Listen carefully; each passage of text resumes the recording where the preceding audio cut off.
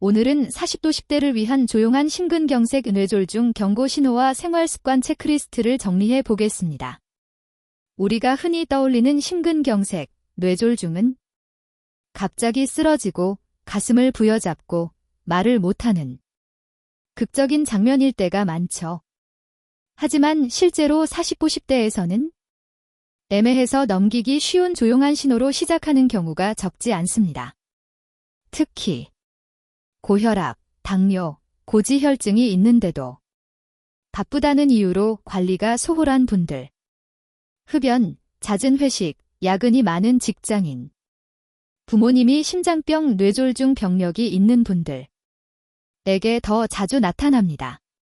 이 영상은 병을 진단하는 목적이 아니라 이 정도면 병원 가야 한다는 기준과 지금 내 생활 습관이 어느 정도 위험한지 스스로 점검할 수 있도록 돕기 위한 내용입니다. 영상 끝까지 보시고 해당되는 증상이 있다면 미루지 말고 가까운 내과, 심장내과, 신경과에 꼭 상담받으시길 권합니다. 먼저 조용한 심근경색에서 자주 보이는 신호부터 보겠습니다. 1. 전형적인 가슴 통증이 아닌 경우. 쥐어짜는 듯한 통증이 아니라 가슴이 답답하고 눌리는 느낌만 있을 수 있습니다. 명치 부근이 더부룩하고 체한 것 같은 느낌으로만 나타나기도 합니다. 특히 40도 10대 남성은 소화불량인가 하고 넘기는 경우가 많습니다. 2. 운동할 때만 살짝 나타나는 불편감. 평소엔 괜찮은데 계단을 빠르게 오르거나 버스를 뛰어갈 때 가슴 중앙이 묵직하게 불편해지고 쉬면 2에서 3분 안에 가라앉는다면 의심해봐야 합니다. 3. 애매한 왼쪽 어깨 턱 등 통증. 왼쪽 어깨나 팔 안쪽, 턱, 등 윗부분이 이유 없이 아프고 숨이 약간 차거나 식은땀이 난다면 단순 근육통으로만 보지 마세요. 4. 이유 없는 극심한 피로감, 식은땀. 평소 하던 활동인데 유난히 숨이 차고 식은땀과 함께 기상하게 오늘 너무 힘들다는 느낌이 반복되면 심장 쪽 문제일 수 있습니다. 이런 증상이 10분 이상 계속되거나 쉬어도 반복되고 점점 심해진다면 지체하지 말고 응급실이나 심장내과 진료를 권합니다. 다음은 조용한 뇌졸중에서 나타날 수 있는 경고 신호입니다. 뇌졸중은 보통 한쪽 마비, 말이 안 나옴, 갑작스러운 두통 등으로 알려져 있지만 초기에는 아주 가볍게 스쳐 지나가는 듯 보이기도 합니다. 1. 아주 잠깐 나타나는 말 움직임 이상. 몇 분 동안 말이 꼬이거나 단어가 잘 생각 안 나고 한쪽 팔다리에 힘이 빠졌다가 다시 돌아오는 경우가 있습니다. 일시적 허혈 발작, TIA, 일 수 있고 향후 큰 뇌졸중으로 이어질 위험 신호입니다. 2. 한쪽만 이상한 감각. 오른쪽 또는 왼쪽, 얼굴, 팔, 다리 중 한 곳이 저릿저릿하거나 감각이 둔해지는 느낌이 갑자기 생겼다가 수십 분 안에 사라지는 경우도 경고 신호입니다. 3. 갑자기 한쪽이 잘 안 보이거나 시야가 겹쳐 보임.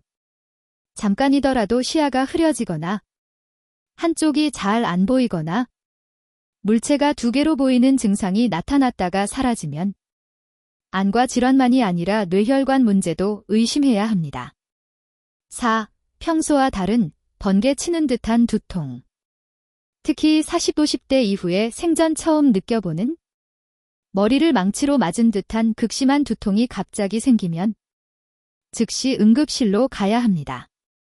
이런 증상은 좀 쉬면 괜찮겠지 하고 넘기기 쉽지만 시간이 지나면 회복이 어려운 후유증으로 이어질 수 있습니다. 증상이 시작된 후 치료까지의 시간은 뇌졸중에서는 특히 더 중요합니다. 애매해도 의심되면 바로 병원입니다. 그렇다면 어떤 상황에서 지금 당장 119를 불러야 하는지 기준을 정리해 보겠습니다. 다음 중 하나라도 해당되면 망설이지 말고 119를 부르거나 바로 응급실로 가야 합니다. 심장 쪽 의심. 가슴 중앙이 10분 이상 심하게 아프거나 조이는 느낌. 통증이 왼쪽 팔, 턱 등으로 퍼지면서 식은땀이 나는 경우. 숨이 심하게 차고 누워있기 힘들 정도로 답답한 경우. 뇌 쪽 의심 패스트 기억하기. 페이스, 한쪽 얼굴이 처지거나 웃을 때 비대칭. ARM, 한쪽 팔이나 다리에 힘이 빠져들기 어려움. 스피치, 말이 어눌해지거나 단어가 잘 안 나옴. 타임, 이런 증상이 생기면 시간이 생명, 즉시 병원. 또한 갑자기 시야가 안 보이거나 갑자기 심한 두통과 함께 구토, 의식 저하가 있으면 지체 없이 응급실입니다. 반대로 통증이 가볍고 잠깐 스쳤더라도 반복되거나 패턴이 보인다면 괜찮아지겠지가 아니라 외래 진료를 통해 원인을 꼭 확인해야 합니다. 이 기준을 가족들과도 함께 공유해두면 위급한 순간에 훨씬 빠르게 대응할 수 있습니다. 이제 왜 40, 50대가 심근경색 뇌졸중의 조용한 위기에 특히 취약한지 살펴보겠습니다. 1. 이미 쌓여온 혈관 손상. 20, 30대부터 쌓여온 흡연, 음주, 야식, 운동 부족이 40, 50대의 혈관 질환으로 본격적으로 나타나는 시기입니다. 2. 바쁜 시기 플러스 증상 무시. 1. 가정 모두 바쁜 나이라 몸이 보내는 신호를 피곤해서 그렇겠지 하고 넘기기 쉽습니다. 3. 생활 습관은 그대로, 몸은 예전 같지 않음. 20대 때처럼 먹고 마시고 자는데 혈관 탄력과 심장 기능은 이미 떨어져 있는 상태입니다. 4. 부모님 세대의 질환이 슬슬 보이는 시기. 부모님이 심장병, 뇌졸중, 고혈압, 당뇨가 있다면 나도 유전적 생활 습관적으로 위험이 높을 수 있습니다. 하지만 이 시기는 동시에 아직 돌이킬 수 있는 나이이기도 합니다. 지금부터 5년, 10년을 어떻게 보내느냐에 따라 60, 70대의 건강 상태가 크게 달라질 수 있습니다. 이제부터는 구체적으로 생활습관 체크리스트를 함께 살펴보겠습니다. 생활습관 체크리스트 첫 번째는 숫자로 확인하는 건강입니다. 1. 혈압. 이상적인 목표 120, 80 수은주 밀리미터 안팎. 140, 90 수은주 밀리미터 이상이 반복되면 고혈압 의심. 집에 자동 혈압계를 두고 일주일에 2, 3번 같은 시간대에 재보세요. 2. 혈당. 공복 혈당 100에서 125, 당뇨 전 단계 가능성. 126 이상이 반복되면 당뇨 의심. 단 음료, 야식, 과식을 자주 한다면 1년에 한 번은 꼭 피검사를 권합니다. 3. 콜레스테롤. LDL, 나쁜 콜레스테롤, 이 높을수록 혈관벽에 기름때가 끼듯 쌓입니다. 가족 중에 심근경색 뇌졸중이 있다면 1에서 2년에 한 번은 수치를 확인하는 것이 좋습니다.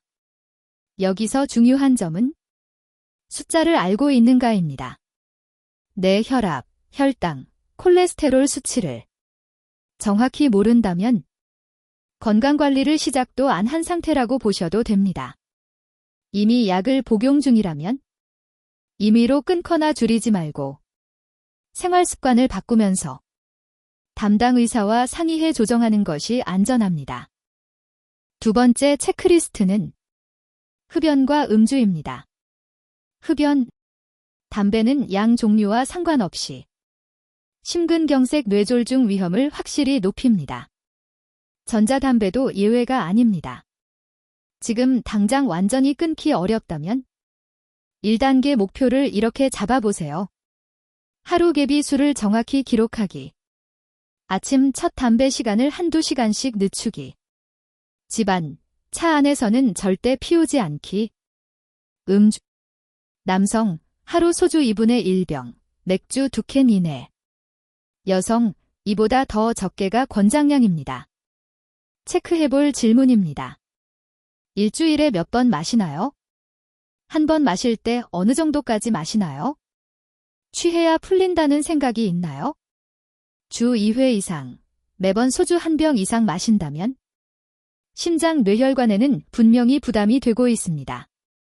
당장 끊기 어렵다면 술 없는 요일을 먼저 1에서 2일 정하고 회식 자리에서는 첫 잔만 함께 이후는 천천히처럼 구체적인 규칙을 정해보세요. 이런 작은 변화가 몇 년 뒤 내 혈관 상태를 크게 바꿉니다. 세 번째는 몸을 얼마나 움직이는지와 체중 복부 비만입니다. 운동 목표 일주일에 최소 150분의 빠르게 걷기 2일 하루 30분 주 5일 숨이 약간 차고 대화는 가능한 정도의 속도로 걷기면 충분합니다. 한강변, 동네 공원, 아파트 단지 산책로를 적극 활용해 보세요. 체중 배둘레 체중보다 더 중요한 것은 복부 비만입니다. 허리둘레가 남성 90cm 이상, 여성 85cm 이상이면 심혈관 질환 위험이 증가합니다. 매일 재는 것보다 일주일에 한 번 아침 공복에 체중과 허리둘레를 재고 스마트폰 메모에 기록해보세요. 변화가 눈에 보이면 동기부여가 훨씬 잘 됩니다.